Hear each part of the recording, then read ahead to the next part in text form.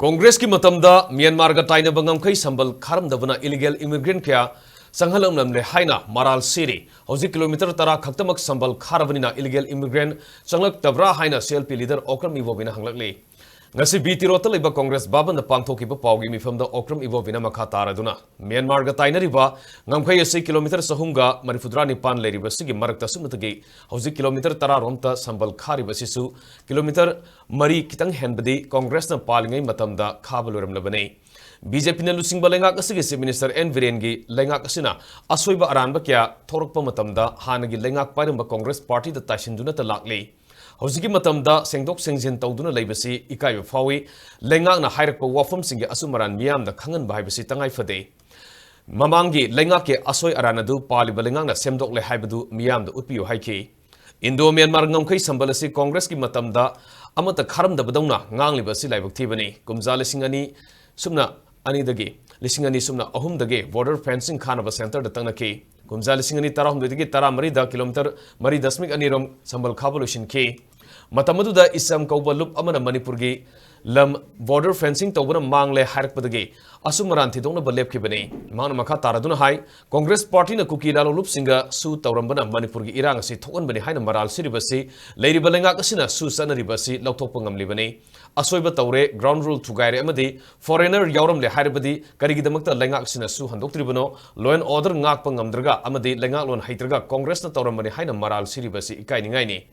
से मिनिस्टर न सही अनिरोम लमदम मसिदा नोंमै कापना हंदुना थमलगा मियोय क्या सिहलगा सोइख्रे हारिबसी याब्रा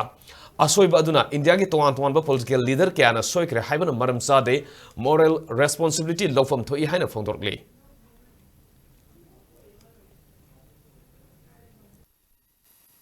इसम हाइबा सिविल सोसाइटी ऑर्गेनाइजेशन अमना इंडिया की हाइजिरा मणिपुर की लम्मांगे बाउंड्री से अमुक रीडिमार्केशन दरका ओइरे हाइना प्रोटेस्ट तौबदगी मसी अकाइबा म लाप तारे हाइना government of India director general of survey अदुगा म्यांमार की डायरेक्टर जनरल ऑफ सर्वे नाकल अनिस दे कोई अप्रोच तौरगे अदुगा री सर्वे अमुक तौलसी मणिपुर की अदुगा इंडिया की लम्मांगे हाइसी कराइबुक चुमदमनो येंगसीना मतमदर कैबिनेट डिसीजन लौरगा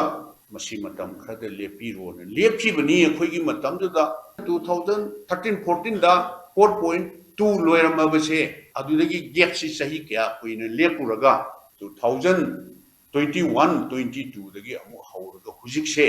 किलोमीटर 8.2 रकेनो अदु खक्ता लोइबदा ngairi ngangbudi sida moina loina tawba sadna kilometer 10 loire hairi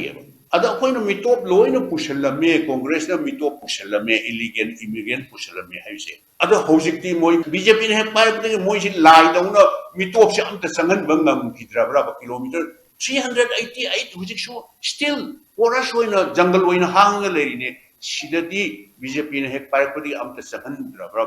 akoi di without authority di haining dieba mi amda sangan drabra BJP ki government si lai oira manipur government si lai oira मसी येंबिउ को सरकार मा अब constitution पीबा right मदि अधिकार duty इन function से फजन दि पांथोक्तरगा opposition party न पालिब सरकार ददा अफपता तुमिलाले हाइदना ngangnabdi mahusani dubu ruling party ma ruling government na sarkar congress amadi opposition group ta party da taina se mase pa thokte manipur sarkar पालिब सरकार हक तक थोई हजबता नोमना इलीगल इमिग्रेंट्स दम हाय नोमना बगा कॉपी कल्टीवेशन ने थरपने हाय अदाय की वाट मसकी क्राइसिस थोपनो हायबसे हुजि फाब आइडेंटिफाई तौदय अदुरी सोल्यूशन कमाय पुरा कदरिनो अनाब लायो खंगब तारे कमा हिदाक थागदरिनो हिदाक थादरि अमा अनाब फगदरिनो अखै पुनमक चीफ मिनिस्टर नि थौना लेहननिङि वटिंग तोहननिङि पीस नॉर्मल पुरनबा इजाति इफोप चिनसिन साने लेमिननबा माउ सागम अखोइ लेमिननबा कई थौदांग तो पाखचिगे हाबिसि प्रजा सिंह पॉलिटिकल पार्टीज पुनबक से हौरगा पीस के इनिशिएटिव तो हन्निङि कोनिना सेंटर तंगलब दकाले मथौ ताराबसु अखोइ चमिनर कनि तो हन्निङि अपोजिशन साइड के हौर फाउदा रेस्पोंड तो नाइदम मखै तुमिन लेरी बसे करिगिनो लाबक थीबनि ना थमजगे ताइनसन ना अमगम ब्लेम तो थकसिन तो सौखै करामाय तार सोलुशन को कटगे हाइबसे पर तो फाइला थमजगे